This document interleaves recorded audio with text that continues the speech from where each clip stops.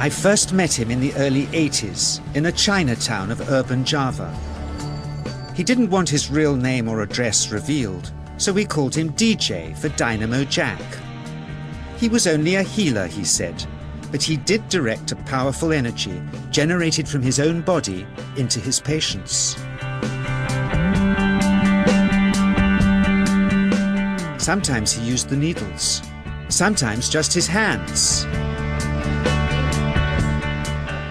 He called the energy Chi, and it was so strong that he usually needed a grounder to hold his patients' feet.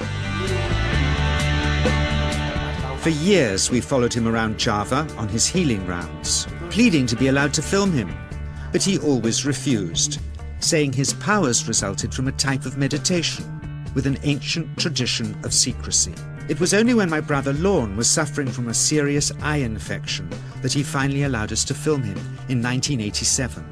It was nothing like any acupuncture I'd ever had. I was getting really powerful electric shocks and couldn't control my movements at all. Yin Yang, positive and negative, you know. And my positive from here and my negative from here. And we meet together, this can get like electricity.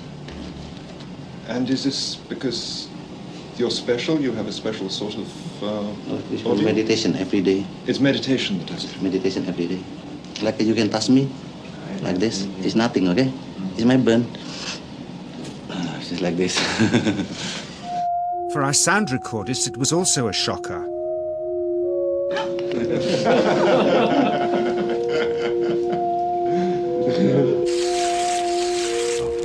He then took our newspaper outside and showed us how Chi can also be used to set things on fire.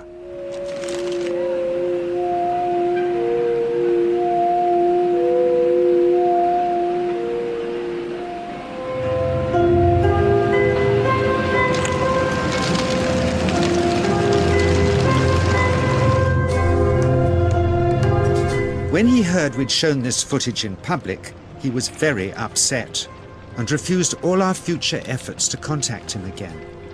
As the years passed, we sadly resigned ourselves to never seeing him again. My brother Lorne never did, for by 1997 he was already dead, when I again found myself with DJ, now treating me for an eye problem. But it wasn't this that brought me back. He had tracked me down out of the blue and invited me to tell me a story. He had just returned from 2 years on a deep meditational journey, alone in the heart of Borneo. Amongst his revelations, he had seen, he said, how history was moving on into great change, and the old wisdom was vanishing. So he'd called me back to film just enough of him to remind us that we all have undreamed of powers sleeping within us, and that there's nothing special about him except for his training in waking them. Grounding this patient, my cameraman Joe is having to use all his weight to keep contact. But she is pushing him away. He seems able to control the amplitude of this chi, like a dimmer switch, and it causes uncontrollable responses in the patients and their grounders. I can barely keep my hand on you. It wants to fly off. The electricity is so strong. This mother unwittingly grounds her child. He won't sit still, so she's asked to hold him and grin and bear it. Sometimes signs of this passing energy can be seen in the transmitter too. This chi stuff is only the surface, he says, of the real adventure beneath, in the meditational technique.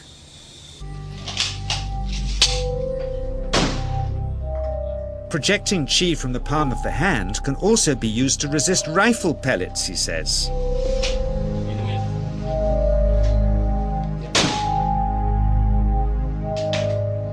First, you learn to distinguish between Yin and Yang Chi in your body. Then how to pool it in your navel chakra. Then how to project it, he says. And it's the proportionate mixture between yin and yang which accounts for different effects, like pulling or pushing objects or igniting them. Then he gets really strange. He says that mastering Yin Chi is the key to the spirit world.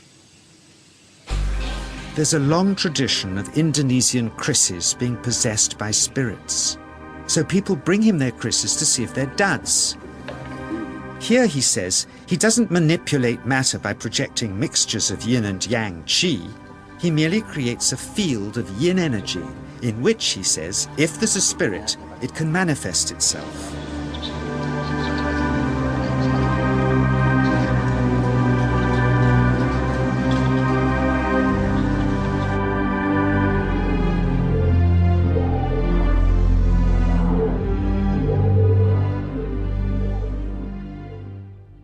So I invited a small group of scientists back from the United States with measuring equipment to test if DJ was for real. And if so, where might this energy belong on the electromagnetic spectrum? Catherine Cook, CEO of the Mind Science Foundation in Texas. Dr. Roger Nilsson, a Swedish medic and international racing sailor. Dr. Greg Simpson, a physicist from New York's Albert Einstein University, and Andreas Polak, one of DJ's Australian students. The visitors are confident they'll uncover him as a fraud in no time. Greg is the first guinea pig, and he's uncomfortable about showing that he can feel anything at all. Dr. Roger doesn't know what to expect.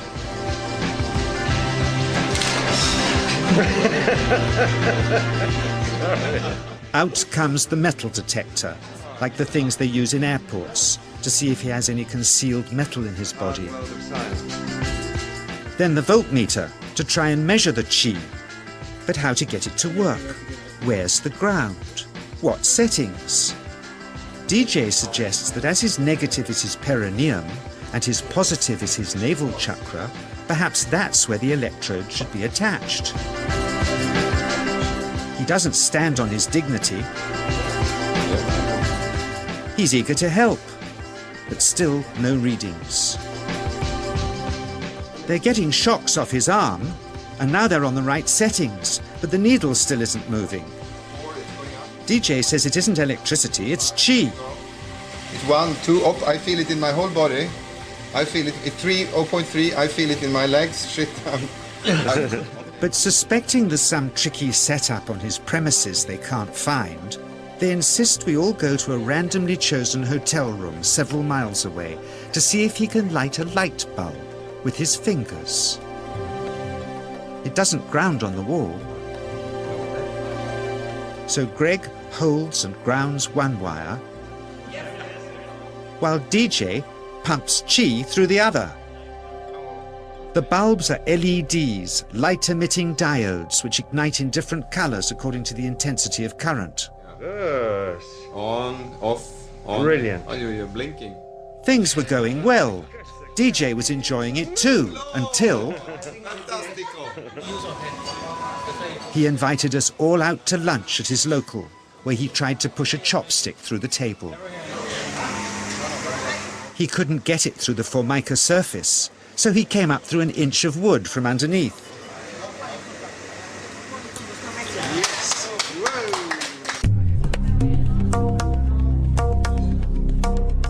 Not only did he draw his own blood, but a chopstick splinter had caught Alison here between the eyes, drawing more.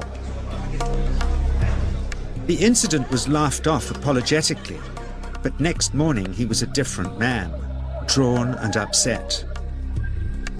He said he'd been visited all night by his long-dead master, raging that he'd broken the strict taboos of his sect, never to show off in public and never to cause harm or draw blood. He felt deeply chastised. All further testing and filming must end. Never again would he submit to public scrutiny, nor accept any new students. He would sink from sight and continue his healing in obscurity, as he had done since before we met him in the early 80s and had always told us was right.